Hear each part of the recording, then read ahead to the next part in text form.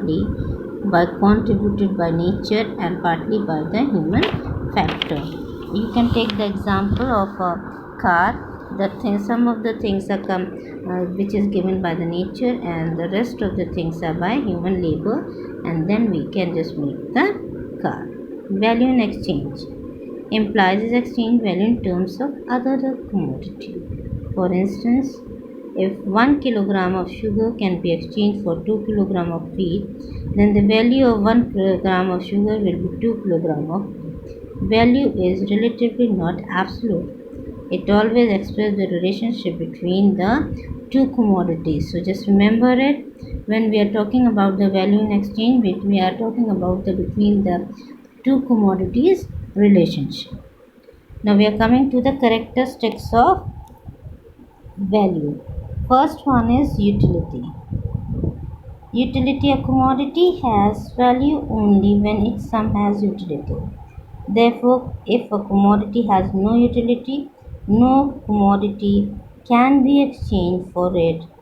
So what happens if the thing is having, or the commodity is having the utility, then we consider that there is a value of a commodity. Example, a rotten mango has no utility and it cannot be exchanged for anything else. Transferability, when the thing can be transferred from one place to another. Scarcity means when the demand is more and the supply is less and it commands the price. Then we just say there is a imbalance. Then three things are there. Now we are coming to the price. The term price are used interchangeably, but in economics the term price has a different meaning. Price is value expressed in terms of money. Whenever we are talking about the price, we are talking about the money, how much the money of that commodity.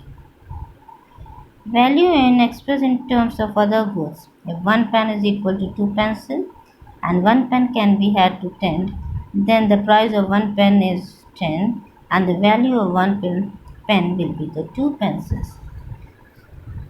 Value is a relative concept in comparison to the concept of price. There can be a general rise or fall in price of different commodities. Okay?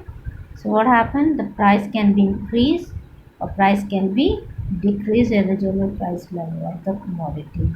But value of exchange will not simultaneously change. For example, suppose 1 kg of sugar we get 2 kg of wheat. If the value of sugar rises, we will purchase more than wheat. Say 3 kg means value of wheat has fallen and the sugar has increased. But if the price of both the commodities fall or rise together, their values cannot be fall or rise together. Okay, now we are coming to the wealth point. Wealth. In common use, the term wealth means money, property, gold. But in economics, it is used to describe all things that having the value. For a commodity to be called wealth, 4 characteristics should be there in wealth. If the 4 characteristics are now not there in wealth, we will not never consider it as a wealth. If the one characteristic is missing, it means the thing will not consider as a wealth. So first one thing is utility. Wealth must have the power to satisfy human wants. Any commodity which has no utility cannot be termed as wealth. Scarcity, as you know it, scarcity is another essential characteristic. So wealth, to be wealth, commodity must have scarcity in supply to relation to this demand. So for example, air and water, it's a free gift of nature.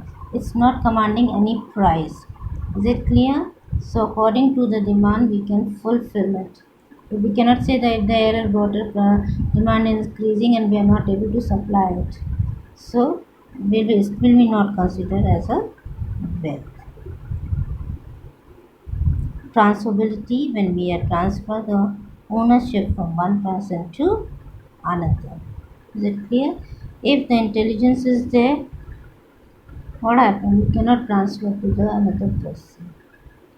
But sunshine has great utility but no scarcity and thus no prices there and we cannot transfer it. Is it clear? Externality means to be wealth, a commodity must have externality. That is, it has an external shape and structure.